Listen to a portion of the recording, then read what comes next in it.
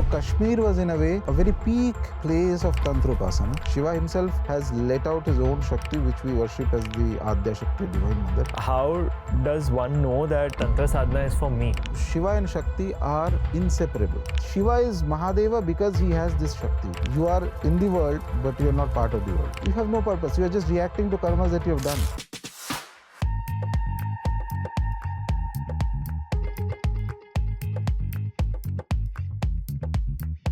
Namaste, Rajarshi Nandy sir. Namaste. We are fortunate first time we get your presence on the LSM podcast. Of course, people have enjoyed the Ranveer show and all the episodes that you've done. So I'm very curious to talk to you about in this today's episode about Tantra. All right. And I want to ask you actually from a basic perspective. You know, we have what we call, there are many paths to the divine. So what is the Tantra path to the divine, and you know, where does it originate from? So to get into a little bit of the history of, so scholars are best suited to answer this, but I am talking to you from the point of view of an Upasaka. I don't consider myself as a scholar, I'm just a practitioner of the path. Most likely Tantra originated, what we call as Tantra had some links or parallels with the Atharva Veda. Certain practices were already present at that time. Whether it exactly originated only through the Veda or along with that it was simultaneously going on in this landscape, in this geography, we cannot exactly say. But it is very ancient, first thing we know that. So what period was that? The period of the Atharva Veda? Atharva Veda should be, it came a little later than the first three Vedas, at least 2000 years. Okay, if I'm just taking a very conservative estimate, it would be more than that. I feel that at least 2500 to 3000 should be a proper estimate, but let's just say 2000 years at least. Okay, so Atharva Veda had lot of elements where applications were more important. You might see even mundane applications, whether to get a good progeny, whether to have a good crop or something, whether even if you're attacked by an enemy, how do you counteract that? So that element was there. At the same time, we also find certain development of Tantra that happened in Kashmir region, that happened in eastern India, particularly centered around the Kamakhya temple. And along with it, there's a third development that happened in South India, from where we have the Sri Vidya Tantras. So Kashmir was in a way a very peak place of Tantra Upasana, centered more around Bhairava form of Shiva. Bhairava is the more aggressive form of Lord Shiva. Okay, so the rationale behind why Tantra is valid, if that question comes up, though its revelation is a little later than the Vedas and the other things, but the idea is that a truth can be revealed at any point by the divine. It is not necessary that only that which is the most oldest is always the best suited. So everything has its context. So the idea is Shiva is in conversation with Parvati, Bhairava is in conversation with Bhairavi, and in that domain of knowledge that is being passed out, so they say that as the Kali Yuga comes in, progresses, the earlier methods of Upasana will not suit people of this age because of the general level of corruption being very high. So when we are talking of corruption, at a basic level, there's an environmental corruption always there. So you live in a city. City means there's always going to be some sounds, honking cars, this, that, etc. Those are all corruptions affecting your consciousness. I mean, you can't live in a complete soundproof roof all the time, right? So you'll have to step out to meet people, things like that. So they are saying that the whole atmosphere is getting corrupted, and it will get more, the purified, the level of purity that was there in the Satya Yoga as the Yugas progress is going to get lesser and lesser, and it will become more dense. So even if you as an individual remain very pure, you're still in that environment which is impure, and you cannot step out of the environment, because that is the kind of an immutable law of nature.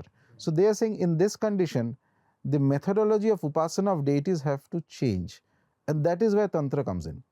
So it is the primary power behind it is the word of Shiva.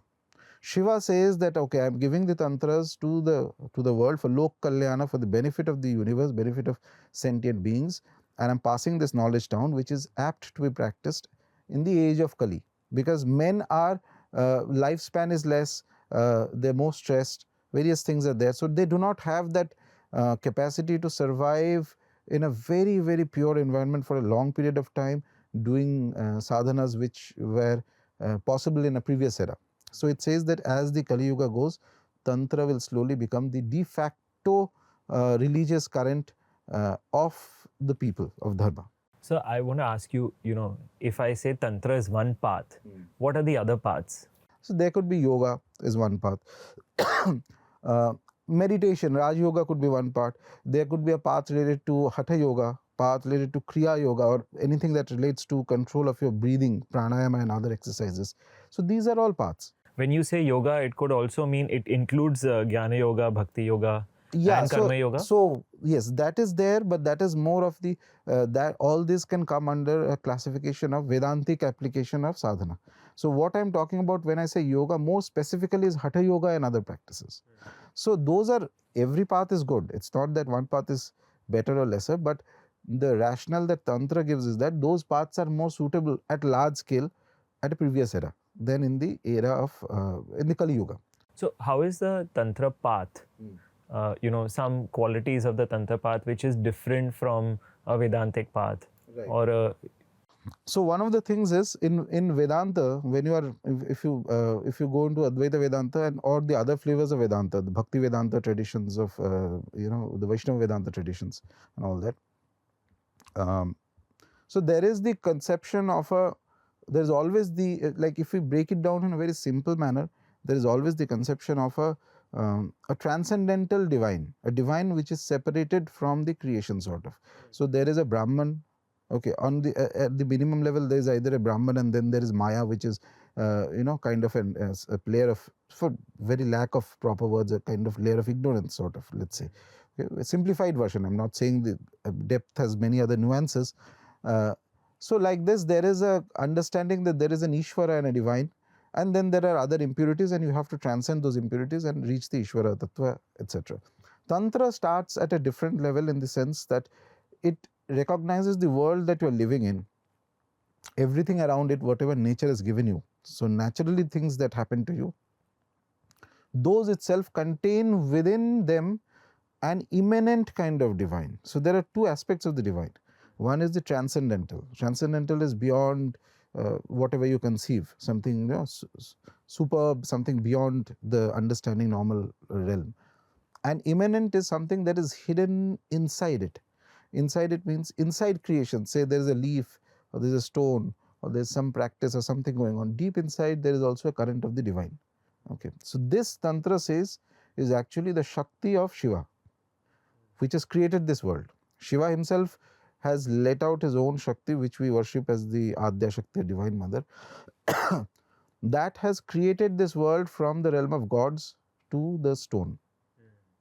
So our aim in Tantra Sadhana is to find out that divine which is here around us. It need not be in some other plane. It is embedded inside creation. So in order to do that, first is a general acceptance of things that are naturally given to you, which means that food, physical intimacy, things which are generally asked of an individual to be shunned if you have to go into the path of yoga. So Tantra says that no, those things can be divinized.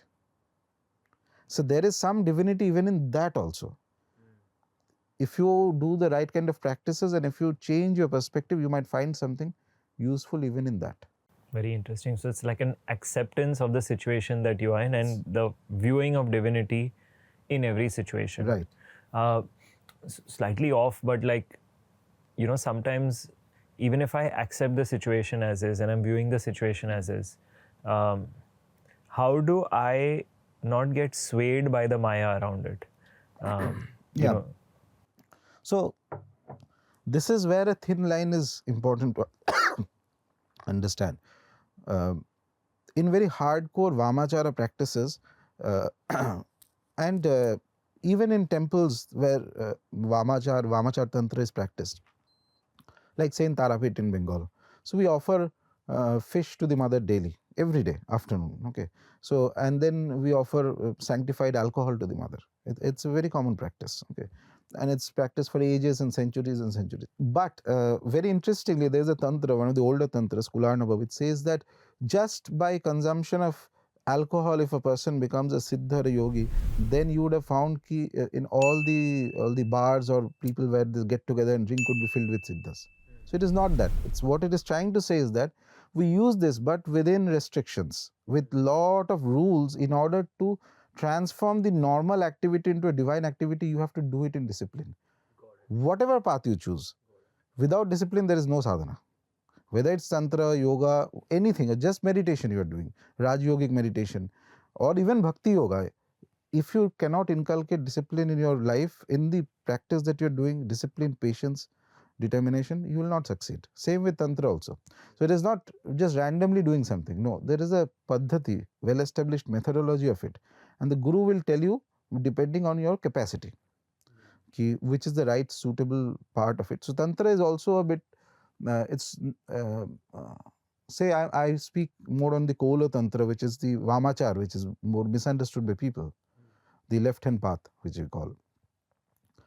In that, it is very much the Guru's domain to determine and tell you what suits you correctly of this, because there's a wide range of possibilities in Vamachar. So the Guru may decide ki inside Vamachar there is, when Kali Kula sadhanas are done, Ma Kali related upasanas, certain upasanas is done, one may have to go to the cremation ground also sometimes.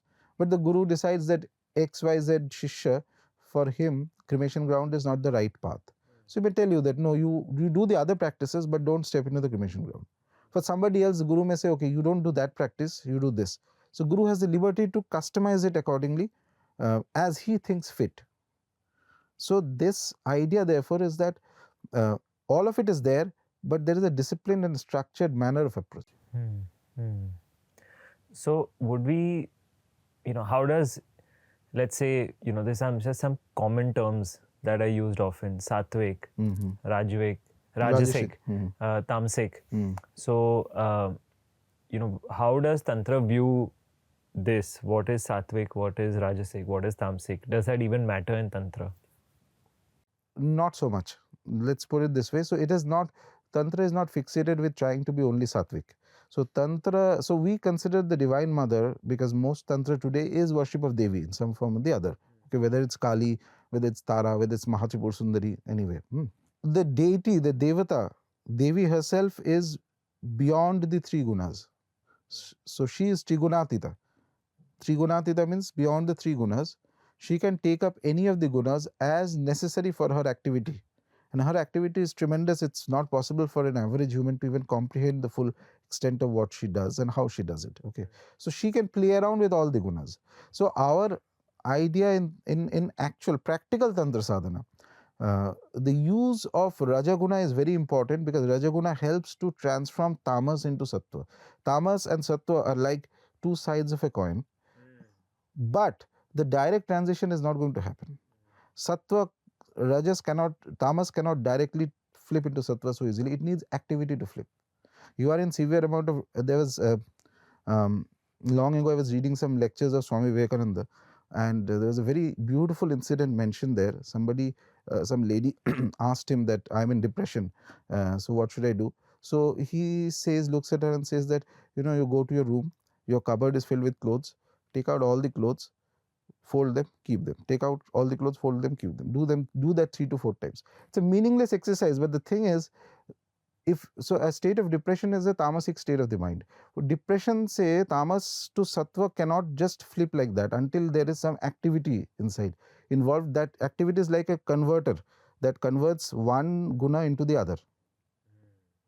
So therefore, so our point is that eventually we are not focused entirely, we just have to become sattvic. Tantra sadhana is focused ultimately that we have to reach the Divine Mother. She is beyond the three gunas. For that, when you have to use Rajaguna, you'll use Rajaguna. When you have to use Sattva Guna, you have to use Sattva Guna. But this also has a another parallel in a classification that Tantra has. For example, Tantra looks at all people in the world as 3 categories. One is a Pashu. Pashu is an animal. Then there's a Veera. Veera is somebody who is brave. And the third is Divya, divine. So it says that Pashu is everybody. So it is irrespective of caste, jati, kula, doesn't matter. Man, woman, does not matter. Everybody is a Pashu because you are under the control of the 5 pashas, six pashas, chains, which is sort of similar to your senses, and also the effect that the chakras in the body produce. Okay, so you are subject to that. Your whole life is just a reaction. Half the time, and that's very interesting, half the time sometimes I get emails, people asking me, what is my purpose in life? I get this very often. And I don't respond to that, but once I told them, you have no purpose. You are just reacting to karmas that you have done.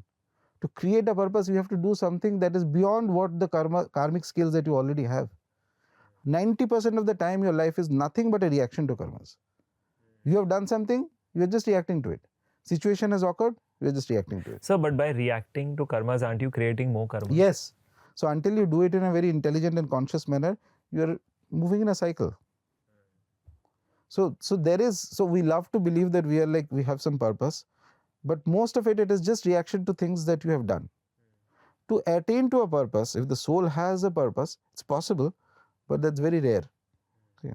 Now, with the 3 categories that I mentioned, the Pashu is everybody. Then the Tantra says that somebody who enters into the path of sadhana through a proper Tantra Diksha and initiation and practice, because Tantra is initiation is very important in Tantra, okay, properly, traditionally when done. So moment one has initiation, one starts practicing the sadhanas as the Guru gives, he enters into the zone of the Veera Upasaka. Veera means brave. So he's brave because he is fighting against his animal tendencies. So he is a Veera, okay. And of course, Veera has a lot of categories. It could be Dakshinachara, which means that you do the tantric sadhanas, but entirely using sattvic elements. The paddhatis are same, mantras are same, every technique is same, mudra is same, but the elements you use are completely sattvic. Then you have the Vamachara, then you have Siddhantachara, Kolachara. These are all kind of parts of the Veera. You've spoken about this on Ranveer's show also. Yeah. And finally, there is the Divya. Divya is the divine. Divine is somebody who has reached close to the deity and for whom there are very few rules. So Tantra is not bothered about the Divya sadhak who has reached close to the deity. Tantra is not bothered about the Pashu also, which is everybody. It's not started yet. Tantra is only focused on the Veera. You start your Diksha, then Tantra starts. Okay. So before that, you can read about it and all that, etc.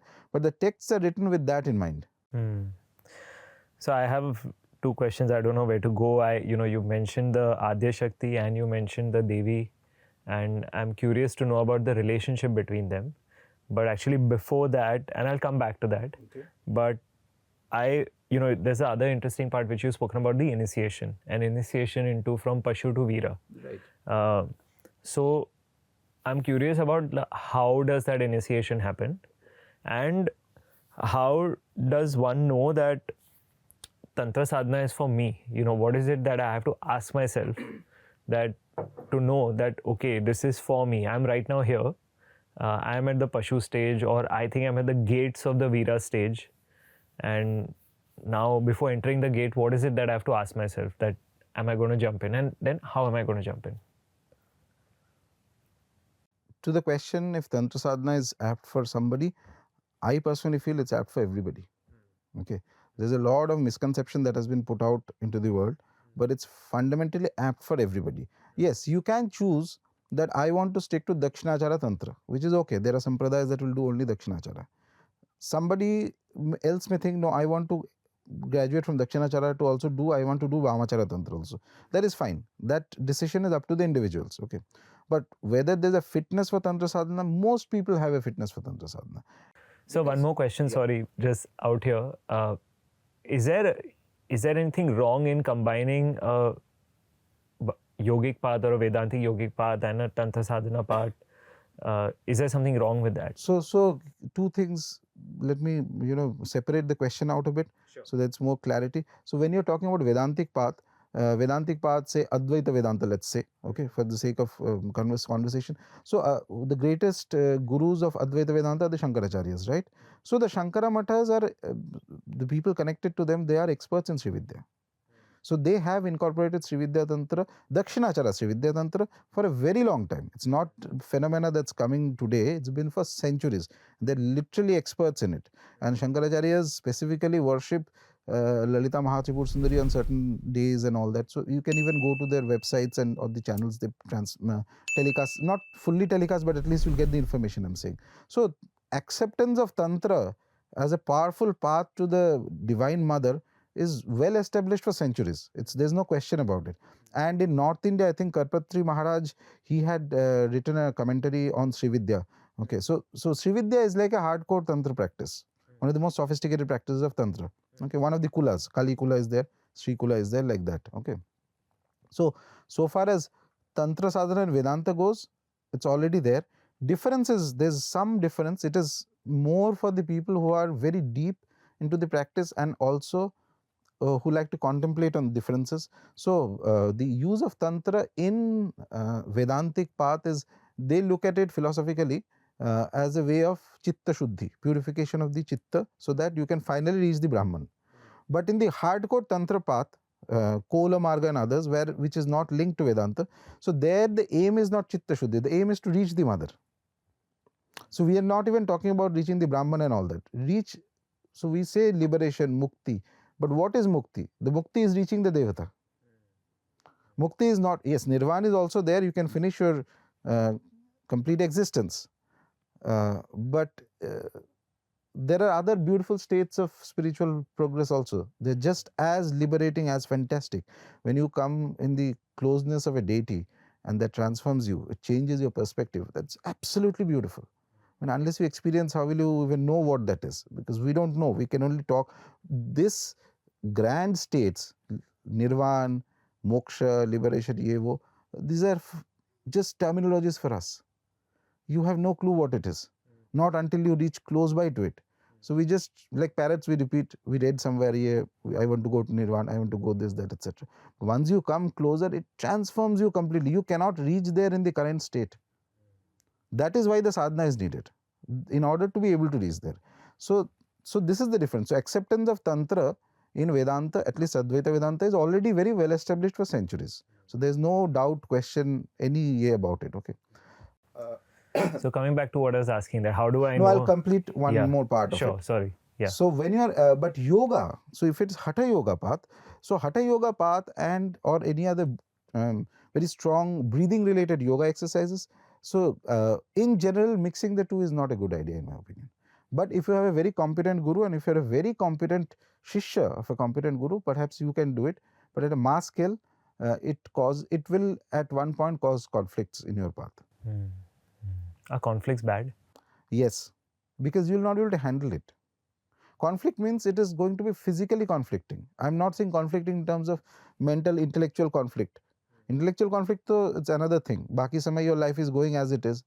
Sometimes you have a theoretical conflict. Acha, ye karu na. This is going to cause physical conflict in your path. In this sense, because the root idea of these two are slightly different. So when you are following the path of Tantra sadhana, Tantra's root is mantra sadhana. Mantra, yantra, and all these things come in. But root is mantra. Devata's root is mantra. When you're chanting the mantra, through the power of the mantra, your mind will eventually calm down and your breathing will also get controlled. These are linked, mind and breath. When you're doing actual pranayama or any other yogic practices, etc., you are trying to control the breathing, whether it's a physical postures, hatha yogic practices through which, and by controlling the breathing, you are controlling you are trying to awaken that power inside you, and that will control the mind. That one, technically speaking, the path of Kriya and Yoga works very fast. But you need to have a guru to handhold you. And yes, if you are a very average or ekdam starting kind of guy, it doesn't matter how many things you do. I see people all coming, I'm doing this and that and 10 things and nothing is working because it hasn't started only. But once it starts working, definitely you will be in conflict. Unless you are super capable and your guru is also super capable. That's very interestingly explained, especially when you spoke about the significance of breath and significance of mantra. Yes. I think that's also another interesting area to explore a bit more, because that needs to be known a bit. So yeah, I'm here, I'm Pashu. I can feel I want to go into Veera. How do I know that I'm ready to enter, and how should I start? Uh, Theory is, there are a lot of theories, but on the practical level, what I feel is that at a practical level, start Tantra is primarily today, and for a large part of development, it is the path of the Divine Mother. So different deities prefer different paths. Tantra is entirely her path, full scale her path only. So if you have built a connection to her, if you have some sort of bhakti to her, or you have been doing some practices, so even at the level of the Pashu, there are practices that you can do. So no one is saying that, I don't want, I just ऐसे ही मैं बैठे रहूंगा और अपने आप से कुछ होगा. No, you start some practices which are possible to be done without an initiation, and even there also you will get some spiritual benefits. Some connection to the deity will happen depending on your purva samskara and the karmas. You'll feel some energies and all that, and that itself will propel you, if your karmas are right, or if you're meant for it, that okay, maybe now I want to search for a guru. The thought she will put in your head, okay, I want to search for a guru who can give me the right initiation so that I can formally enter into the path of tantra sadhana. So that will come there. And the other option is, of course, if you look at the combination of grahas of a person's birth, you can make out who will kind of do good in tantra sadhana, and for whom this is a good path, etc. That some idea can be had. This age and day tantra diksha is very easy. Hundreds of people have it. Okay, innumerable. It's like a mushrooming everywhere. So do not put all your hopes on a miraculous diksha. Be very practical. Have the diksha. Diksha is like your driving license. Bina diksha ke, if you keep doing the sadhanas, that is like without the driving license you are driving. Jis din pakde jaoge us din gaya. So you will have trouble. But at least you have a driving license. But remember this, just because you have a driving license, it does not mean that you are the best driver in the world, right? You have to still practice and practice in a lot of things. Same with diksha. I have seen many people where diksha is absolutely important in tantra, but also by default it is not a guarantee of the caliber of the upasaka. I've seen many people with lot of dikshas, zero spiritual capacity, zero spiritual power. This is also a sign of the age of corruption we live in. So you said there are many people today you can attain tantra sadhana from. So where are these people? How can I find them? And a related question I have is more like a question related to the work we are doing. Like for example, on the app we are putting some mantras in place, and allowing people to experience some form of the mantra. Right. So can people start that way? Are we doing something wrong? So that is why my opinion is there are some mantras that should not be en masse given, because that requires some practice and things like that and initiation. But there are some mantras, specifically nama mantras, which can be done by anybody. So there is no harm in that. Okay. And number one, number two is that you are not asking for a very intensive practice. Intensive practice means if somebody goes and chants for hours and hours some mantra every day, okay, very charged up guy, and so then he is doing an extremely intensive practice. Then it has to be judged whether there is a compatibility between him and the mantra, and whether it's suitable for him, whether the deity is suitable for him or her, etc., whether there is any kind of chance of things backfiring. So all these things come in. So if you're focusing on as a starting point, like you have like a food tasting kind of thing, you get a little bit of taste of this. Then if you are interested, if 100 people are doing it, if 10 of them are genuinely interested, then they will go out and explore, search for the right person, the right institution, right sampradaya, and then take the initiation and go ahead. So you are not promising moksha to anybody. You are saying that this is within the limits that is prescribed in the text. This type of some meditative practice, some calming down, some of the experience of the mantras which are allowed to be shared. It gives you some little flavor of the devata. Then after that, if you have more keener interest, you have to go explore and find out. So what are the various sampradayas that I can explore? If I'm listening here and I feel like I've done a bit, and now I want to know what are the sampradayas. So there are so many so many sampradayas in India. So that's the thing. If you have to go out, step out and explore. South, there are so many Sri Vidya sampradayas. I mean, I don't want to name any specific one, but there are plenty of them. All you have to do is just go out and explore. And the other thing that you do generally is, because of this age, you go and find out where the sampradayas are. You go and meet the gurus. Two things you take care of, because even if you meet the guru, first thing though, you just see that whether you gel with the individual or not at an individual level, whether there's a element of respect and things like that that come in.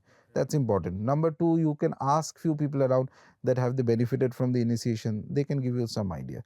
Number three, and this is also important, you find out who's the guru's guru and the guru's guru. 3 generations of gurus are very important.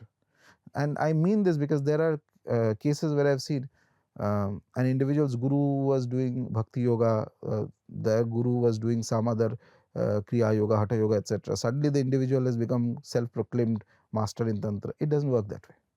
The 3 generations of gurus are very important. In fact, in higher levels of Diksha, you'll have to make offerings to the gurus. So if your guru's guru is not he may be a very spiritual man, but if he's not of the lineage of Tantra, then already there is a disruption in the flow of Shakti in that sampradaya. That is not an authentic sampradaya at all. I mean, today everybody is like that, but not everybody, sorry, there are very good sampradayas also. But as a word of caution, always check who is the guru and guru's guru, okay, whoever is initiating. And 3 generations of gurus. The kula of the guru is also very important, if you can find it. Kula means what family is he born in? Ancestors, were they spiritual people? If they are of the same path, then that is fantastic. That means that there is a tradition of sadhana that is going on. In fact, in the Gita, you will see when when Arjuna asks that, what happens if I don't succeed in this lifetime in the yoga? And then Krishna then explains to him You that will be born into a family of good. Exactly that. Exactly good fortune that. for you to continue your Right. path. If your sadhana has gone to very great depth, say you are doing Tantra sadhana of Devi, say Ma Kali you are doing worshipping, and you have reached a very good height, but obviously not the full thing, then there is a good chance nature may make you get born in the Sannidhya or in a family where they have been worshipping Kali for many generations. So from a childhood age, you are in that environment, you learn things easily. Now today you are asking me this question, say where is a guru? It's very natural. But there may be people who are born into, suppose anybody has the good karma, so you are born into a family where that deity is worshipped, so they know all the paddhatis and the processes. So you can understand what kind of boost it gives you spiritually and karmically, right? Of course, you still have to do sadhana, but at least you have the right A lot environment. of things are taken care of. A lot of things are taken care of. Today, though, the zamana is like that. A lot of people, they suddenly turn spiritual. The first thing is your relatives and friends पूछेगा क्या कर रहे हैं ज़्यादा. So like that. So you have to explain to them also. So, but if you're in that environment, you don't have that hassle. Plus, you know half the things you learn like that by observing what your parents are doing, what your grandparents have been doing, like that. So that's a huge blessing. So kula of the guru is important. 3 generations of gurus are very important. And the important is, and that goes for everywhere. Not just say you want to worship Lord Krishna. I'm just saying, you go to a Vaishnava guru, you ask who is the Vaishnava guru's guru. He also must have been a Vaishnava. It cannot be that my guru's guru was worshipping Ganpati और उनके गुरु जो थे वो हठ योग कर रहे थे. Primary form, primary जो साधना था इनका. So that means that the current of transmission is already थोड़ा सा kind of haphazard. I don't mean it in a disrespectful way. I'm just giving a very clinical observation. Okay. So that's what I appreciate about what you just answered, because you firstly you didn't recommend any sampradaya, or you're not giving it any directively, but you're giving a guideline. Right. So what should I be looking at? And that is that's great for a sadhak also to then say that, okay, what am I really right investing in which time and which path am I investing in? Correct. So I think that's amazing. There's something you said earlier, which you said about Aadhya Shakti, okay, which is the I guess the divine manifestation of Lord Shiva everywhere. Would I say it, or is that wrongly said? Aadhya Shakti is the divine mother, the highest form of the divine mother. The highest form of the divine mother. Okay. So okay, so then So I'm interested to understand this. There is the what's the relationship between the Divine Mother and Lord Shiva? Please forgive me if the questions are. No, that's fine. I'm just trying to ask what is the difference between these two? Right. So the way Tantra Sadhana looks at it is that, so Shiva and Shakti are inseparable. Okay, inseparable means Purusha and or Shiva, his power, what makes him Shiva is Shakti. So today, to give an example, say our Prime Minister, Mr. Narendra Modi, we respect him because he is the Prime Minister of the country. Tomorrow if he was nobody, he was not into politics, he was nothing, वो कोई नुक्कर में बैठ के चाय P रहा था, who wouldn't recognize him? So he is what he is because of the stature and the power and the position he holds. That position is Shakti.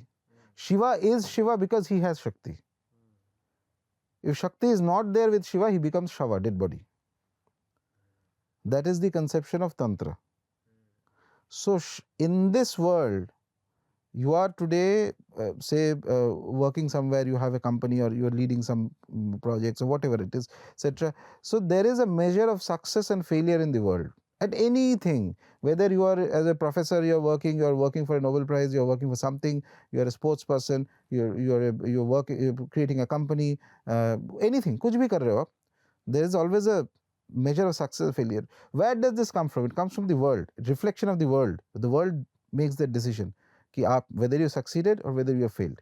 This stamp of success, failure, yes, no, whether you're high, whether you're low, all this is the domain of Shakti.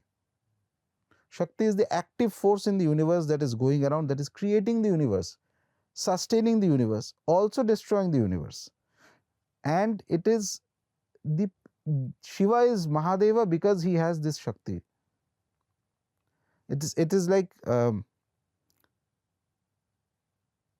give that example of the Prime Minister. So if Prime Minister today gives an order on something, just his signature is enough. Prime Minister's signature is there, wo ho jayega kaam. But that power, where does that come from? He holds a position. That position, that power is Shakti.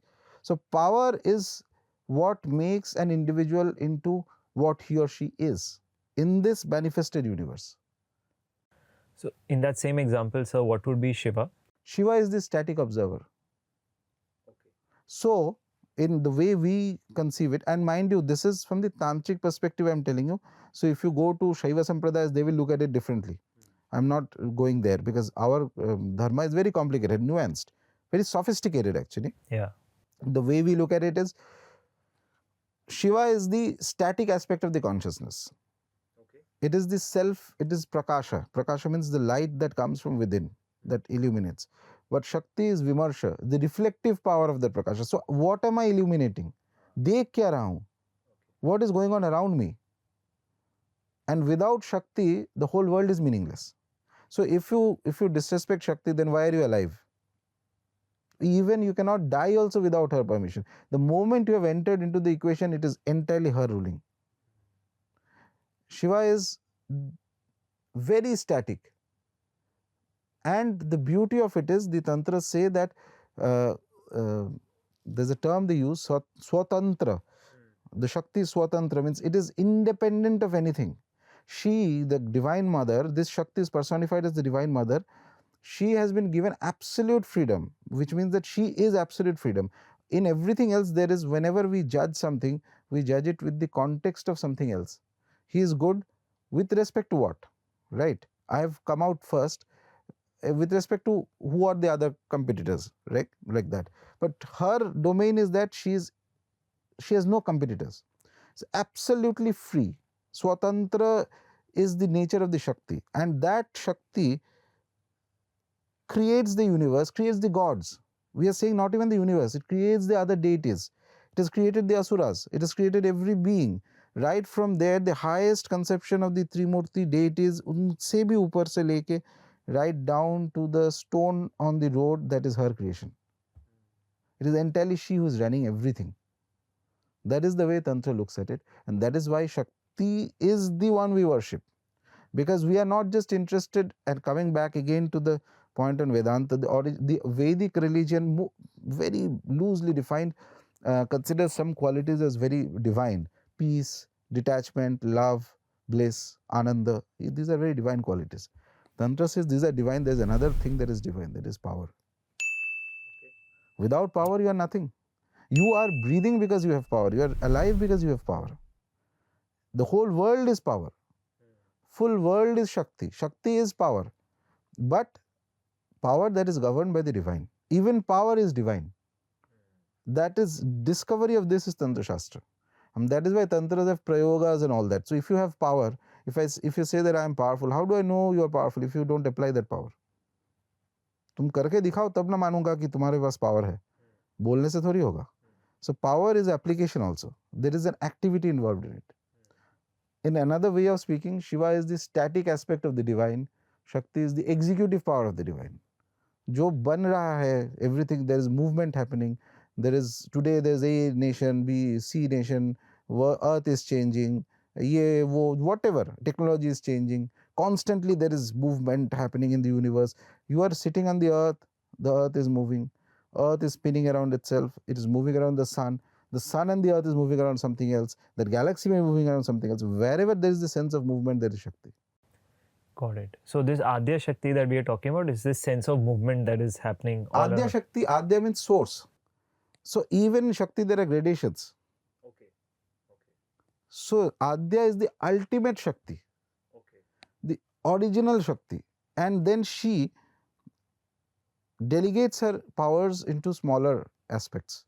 So what are the other Shaktis? Many things are there. There are so many. The deities are also Shakti in a way. We look at it that way, her creation. So there are so for example, there are the other forms of the Divine Mother that we worship. The Dasa Mahavidya we worship. Okay, or the 64 Yoginis. Okay, so these are all Shaktis. But Aadhya is the primordial Shakti, that whose origin cannot be known. So vast,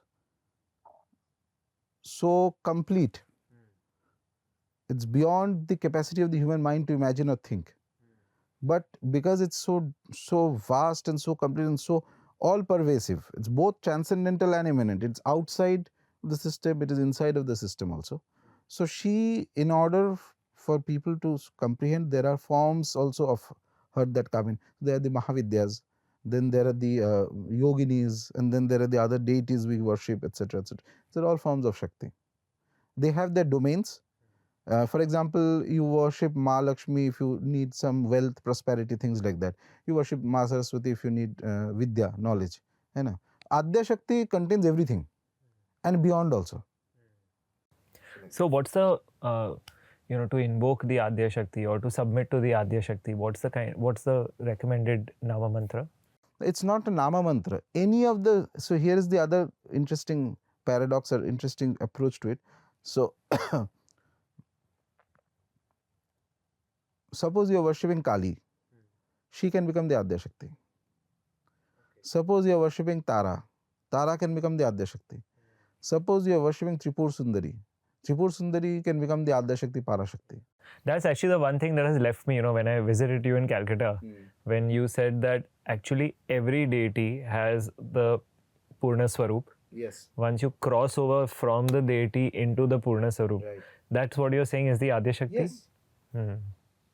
So that's the cosmic manifestation of the deity. Right. Direct worship of Aadhya Shakti is it's irrelevant with what mantra you use. It's mostly not going to work because the gap is too vast. Correct. Yeah. Wow. So, there's some more questions because you have spoken about the deities, you've spoken about the yoginis, and then there is the Aadhya Shakti and the various forms of the Shakti. So I'm also getting a sense why you say that, Tantra Upasana is actually the purification of everything around you, because there is Shakti in everything around you. Absolutely. So the divinization of everything around you is basically a submission to that Shakti. Correct. It's like, I am seeing you even in this form, Yes. you are existing because you are in everything. That's what I'm feeling as I'm hearing you speak. And that's a, like a beautiful process, because it's not a, when people hear the word Tantra, they think there are a lot of misconceptions that people have. But this is very beautifully explained how it's actually it's a submission. Correct. And it's a celebration. Now, you spoke about the yoginis and you spoke about the deities as separate. So, what are the yoginis and what are the deities? What's the difference between them? Or rather, what are the nuances? Difference is the wrong word, but So, first, difference and nuance, both of them. So, the difference between a devata and, for example, anything else, say a spirit. For example, let's just give an example of a common, say a bhuta or something like that, what we call. Okay, both of them don't have a physical body, by the way. Okay, both of them are kind of inanimate. Not inanimate. They have a subtle presence. Okay, the difference is in the capacity and the power they hold. Okay, that is how you know difference between these two. So yoginis are a set of 64 set of feminine powers that surround each of the Mahavidyas, and they remain like in a circular formation around, always around the Mahavidyas. Of these 64 yoginis, 8 of them are considered to be even more prominent and powerful. These yoginis, in a way, they can be very fierce. All types of yoginis are there. Yoginis with symbols of animals, yoginis which are very aggressive, and they surround the Divine Mother constantly. Each of the form of the Divine Mother, which is the Dasa Mahavidyas, they have their own set of 64 yogi feminine Shaktis, like in a circular formation around her. Of these, 8 of them are closest to her. So 8 of them actually know where she is. So you have to start thinking like this. When you're doing Tantra Upasana, you don't only think of the, I believe in the great God who is the who controls the whole of universe, a very transcendental kind of divine which is present everywhere. No, you believe that the deity has a personality. It will interact with you. There is a reality of the deity. The deity will have a personality and interaction and all these things. Okay, so this thing is that you, in order to have a personality, um, it's like, suppose you want to meet a very important person. There is always going to be 3 or 4 close people around him who knows ki where, what is his schedule, ye kahan ja raha hai, aaj kab kya hai, meeting hai, etc. Yoginis are like that. And especially those 8 yoginis, they are the ones who actually they know the qualities of the deity. They know where she is and what she is doing exactly. So, in older parts of Tantra sadhana, older texts that come us, Yogini sadhana was very crucial. Today it's very less. Proper Yogini sadhana is very less. But in older times, Yogini sadhana used to happen very strongly because yoginis help the individual to guide them to the Divine Mother. So when you are speaking, one more question is coming to my mind. I'm sure lots of people ask you this. Devi sadhana, yogi sadhana, and we are sitting in a time today where the state of women that we have passed through over many years has been quite, I would say, morally degraded to some extent. Why did that happen, and how do we get out of that?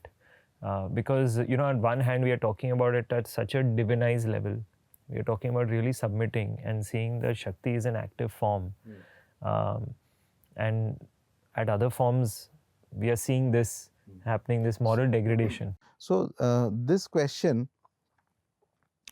so this question has a, in my opinion, it has a wrong assumption inside it. Wrong assumption is that because we worship the Divine Mother, therefore every woman automatically is divine. No. Neither every man is divine, nor every woman is divine.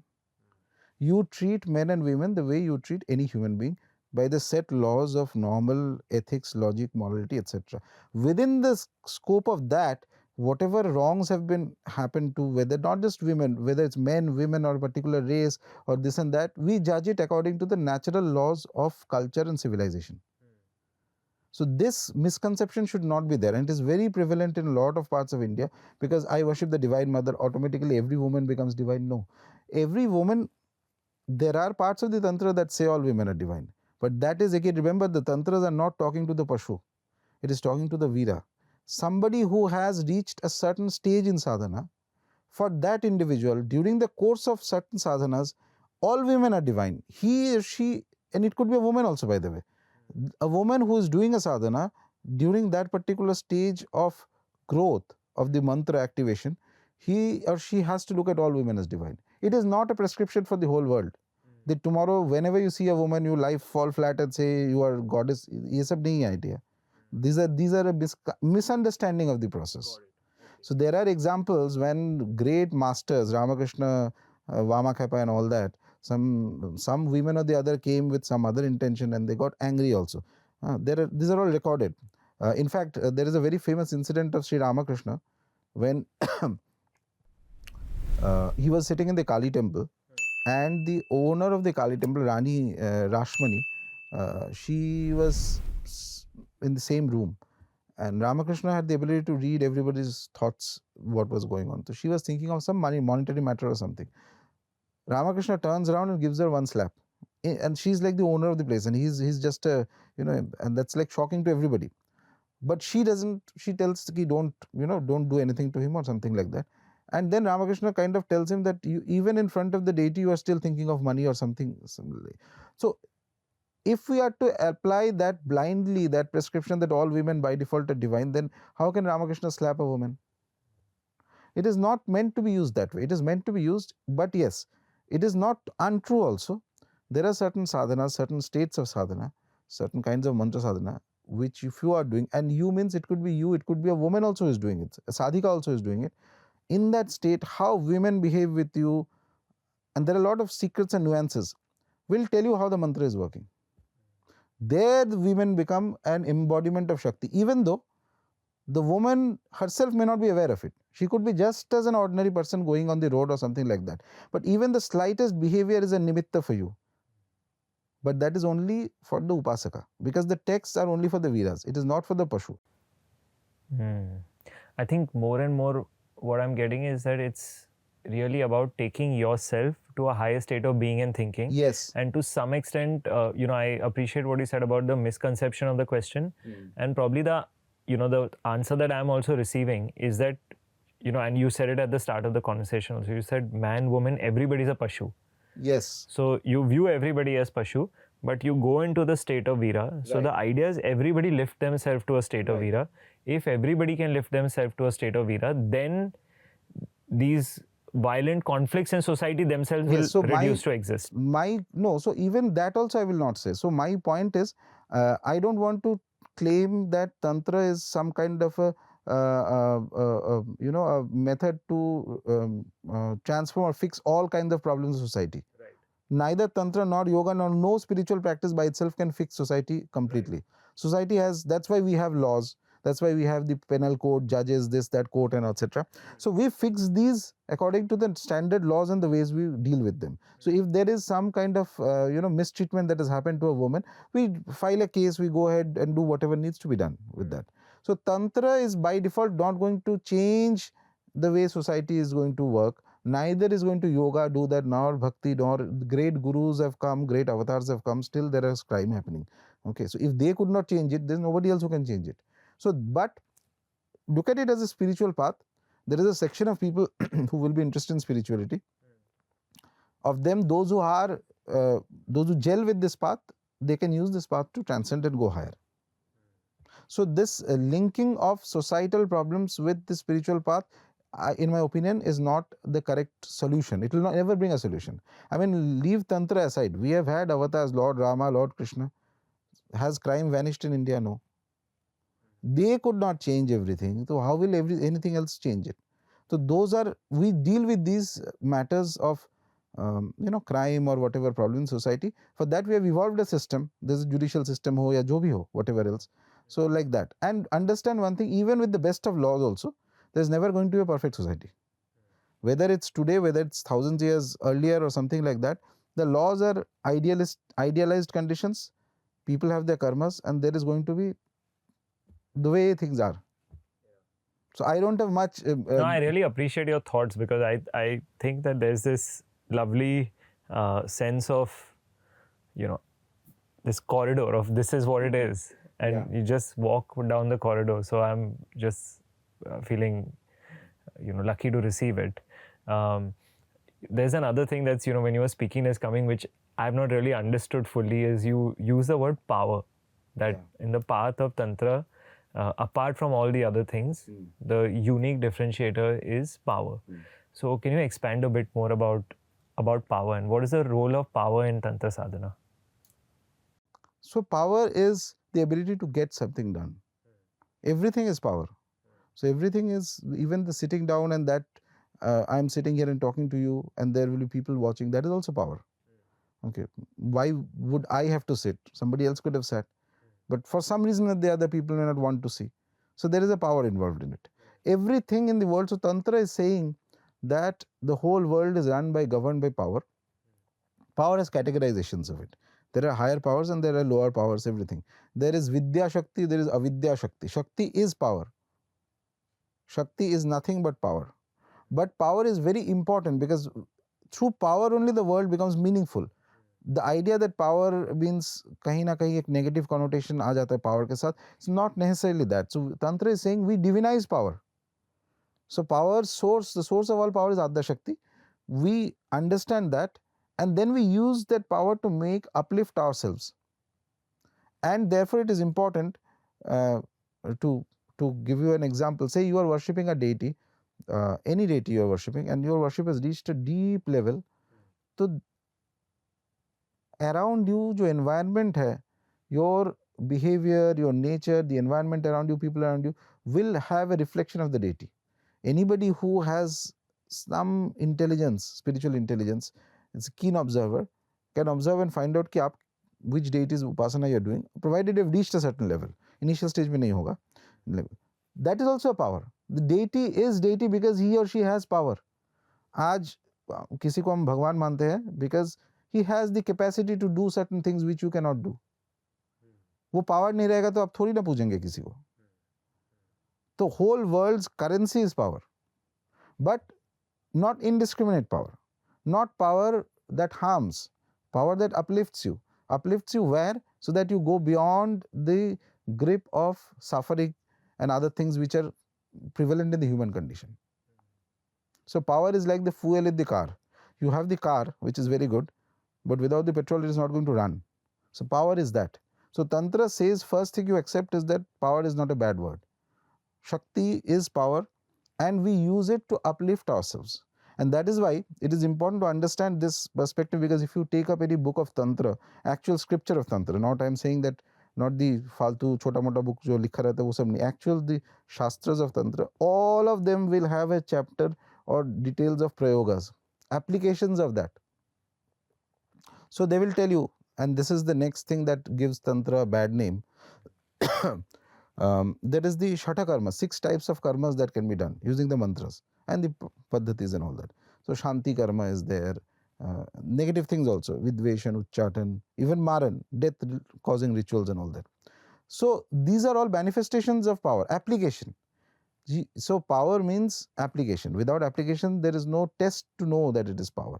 So Shakti is going to always reflect around the world. Okay. By that reflection around, you see, you understand what is the nature of that power. And these karmas, these processes are given so that one is able to use them judiciously.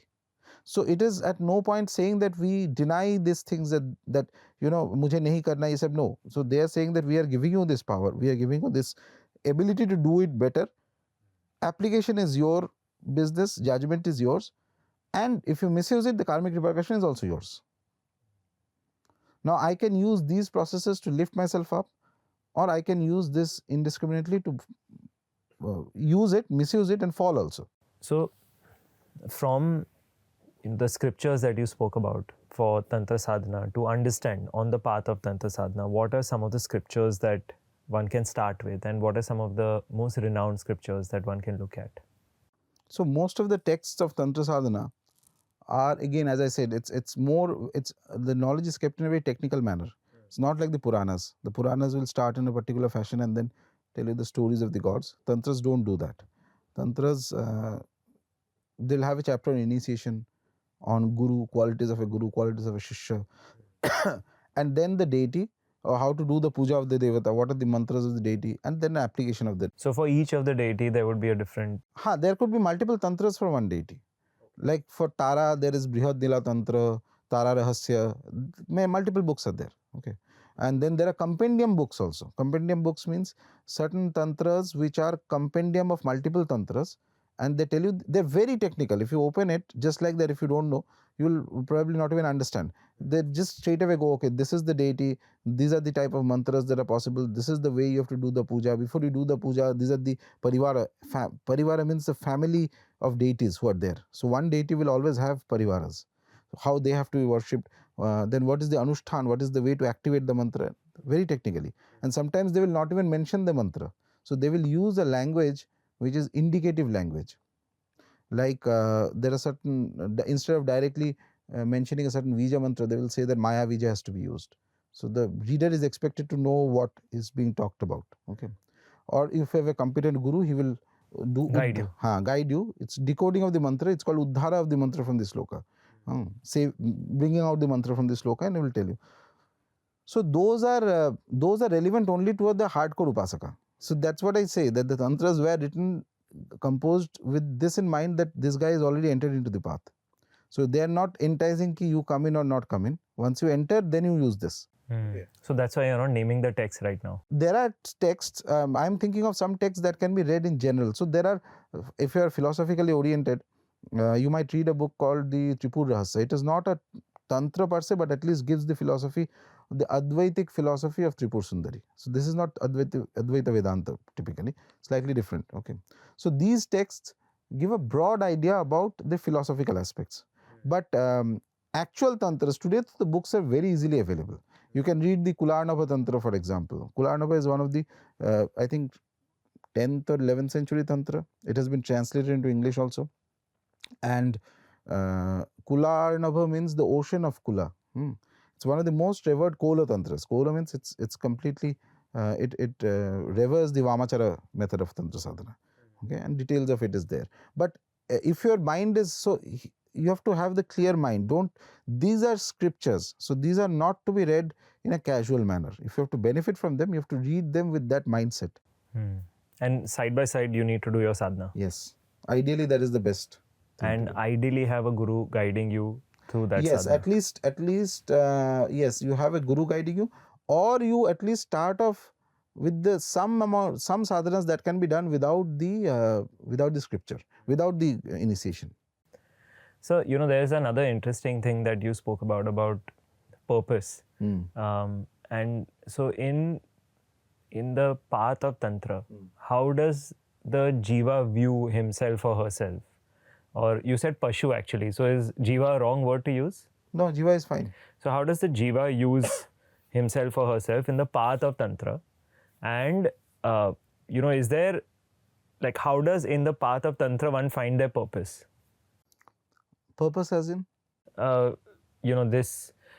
There's an interesting term you used of, I guess, so what I'm trying to equate to, and please pardon me because I'm trying to come from a particular, understanding. So I'm trying to understand that. So let's say when you said Swatantra and this sense of freedom, I was reminded of, like, it came to me that time that, okay, there's a concept of Swadharma, which is effectively the purpose, saying linked to where I'm sitting right now, to what I'm doing right now.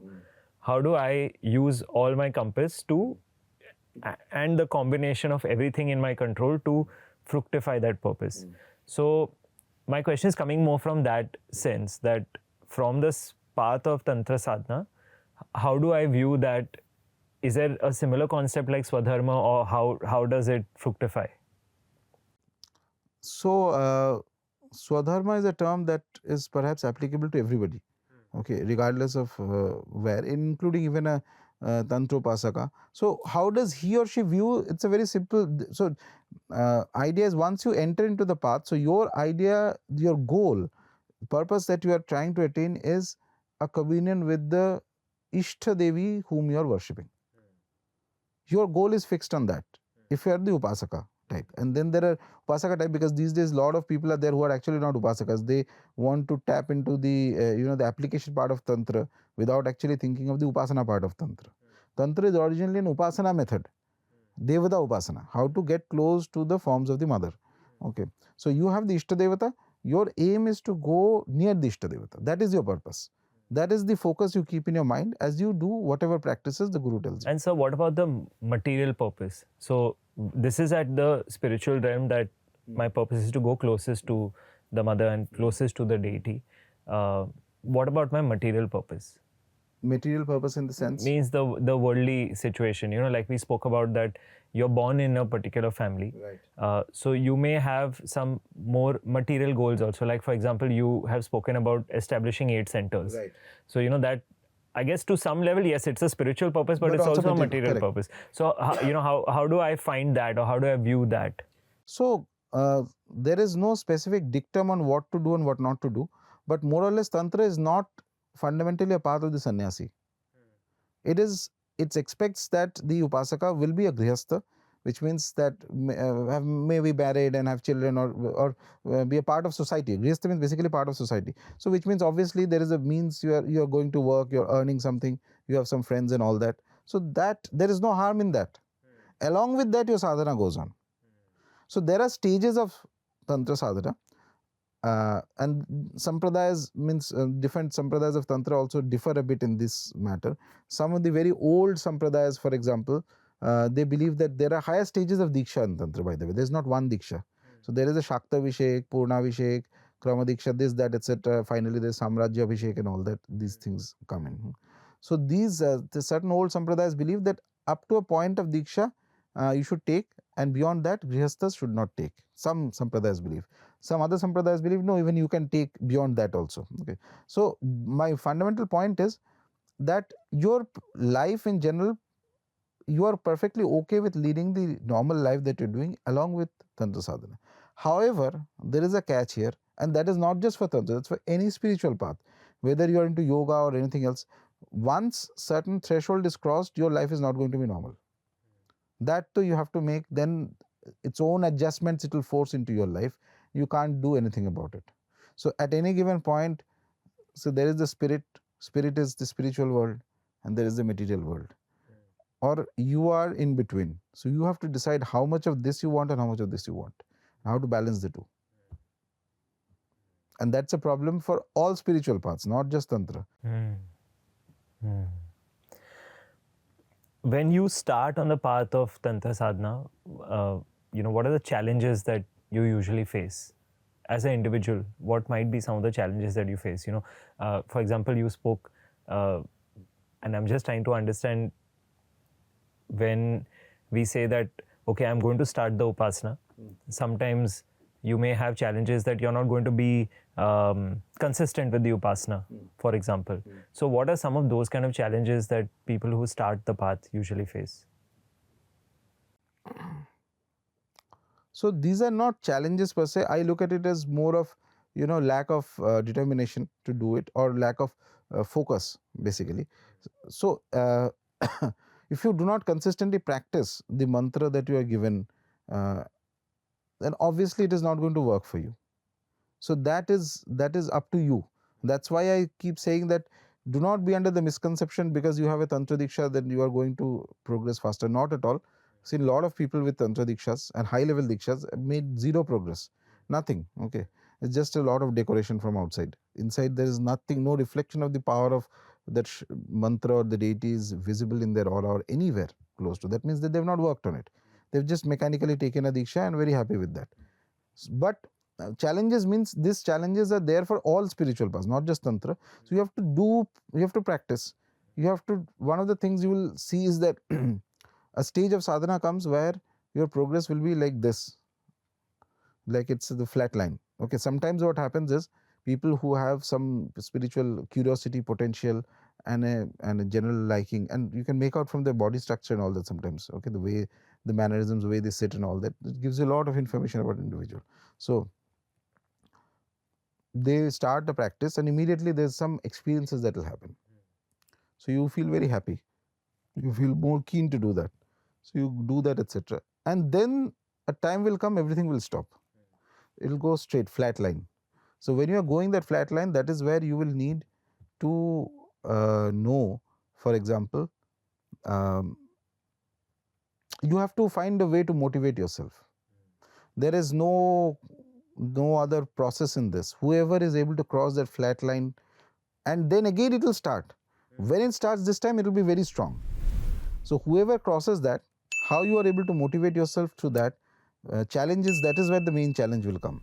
You do not drop out from the path, you do not drop out from the practice. And so this, to round up this one, I think you've given us a flavor of little bit of what is Aadhya Shakti, little bit of Devi. I want to understand that, what is the kind of bliss a sadhaka or sadhika can experience in submitting to this Aadhya Shakti, this divine, this Devi. What is the, how does this, I know I'm going to the, because we have spoken about a lot of here and I'm going here, which is that the experience of feeling the submission to the Devi, what does that feel like and what does the ultimate goal feel like? So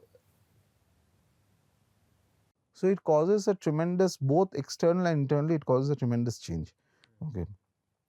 Internally, so you will have not only there will be a bliss, there can be a sense of detachment.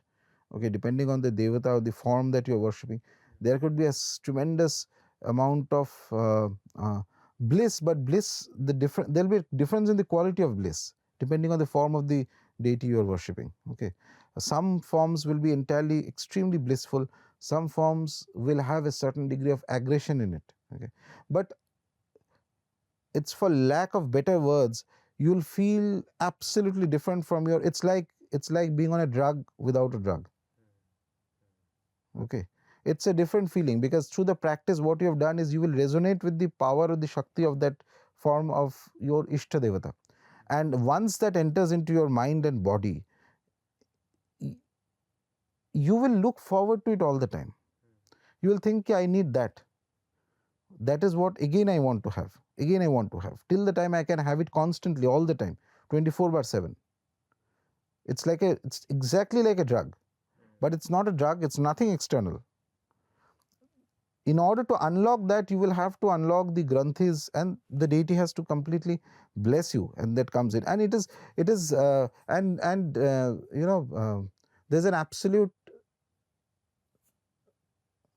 confidence is one of the things that all deities have. Lack of confidence or anxiety is a characteristics of the human life. That also comes in. But that confidence will be different, will see differently. Like if you're meeting an Upasaka who has attained a very high degree of communion with Ma Kali, it will be very different from somebody who has attained a high degree of communion with, say, Krishna or with Tripur Sundari. The nature will be different, surroundings will be different, bliss will be different, but they are both outside of the realm of suffering. Human life is suffering. That is the 100 philosophies ka ek line agar kiya jaye, so long as you are born, you will suffer. That's it. But the whole point we are doing this is that by reflection of the deity, you attain to a state where you can transcend that suffering. You can have tremendous amount of peace. Some forms are there. If it comes into you, feel, it's difficult to describe. You feel that everything is done. Nothing else to do. There's nothing to achieve in the world.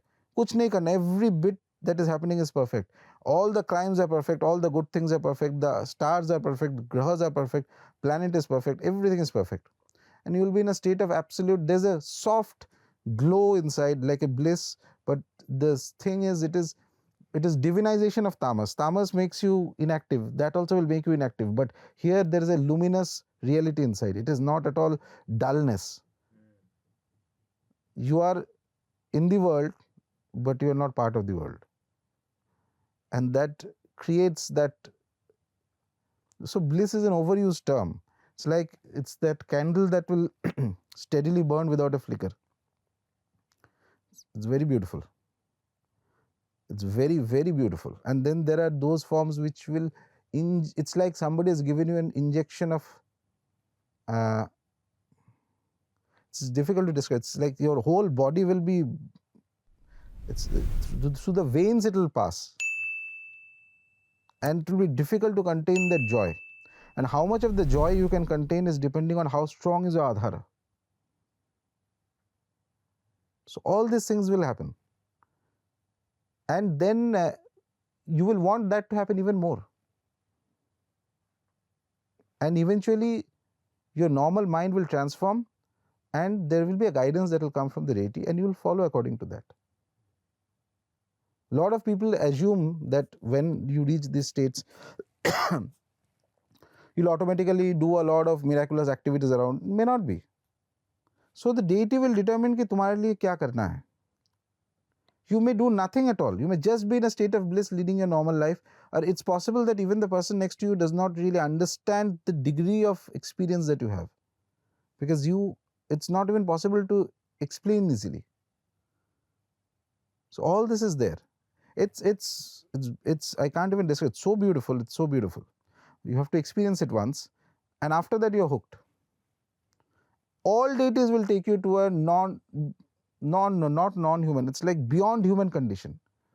और उसका that it's very difficult to explain all of them, but there is going to be difference in the flavor. माँ दुर्गा एक type का flavor होगा, Lord Shiva another, माँ काली another, माँ तारा another, Tripu Sundari another. Everything will be different.